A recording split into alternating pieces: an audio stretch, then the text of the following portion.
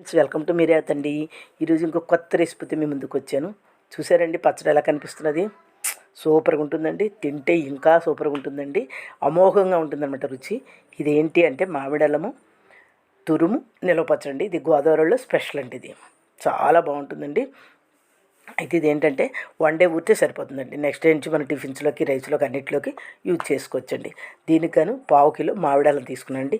బాగా వాష్ చేసి దాన్ని మనము తొక్క తీసుకోవాలండి. ముందుగాను తొక్క తీసేసి దాన్ని తురిమేసుకోవడమేనండి. ఇదేంటంటే మనకి ఎక్కువ పని కూడా ఉండదండి. మనకి పావు గంటలో మనకి పచ్చడి తయారైపోతుందండి. తురిమేసుకున్నామండి. పచ్చిదేనండి, మనం ఫ్రై చేయక్కర్లేదు.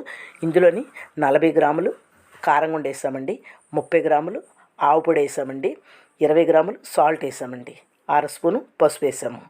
ఇవన్నీ బాగా మిక్స్ చేసేయాలండి. చేశాక ఆయిల్ అంటే పప్పులు ఆయిల్ అయితే బాగుంటుందండి. పప్పు నూనె అయితే 80 గ్రాములు వేసుకున్నానండి.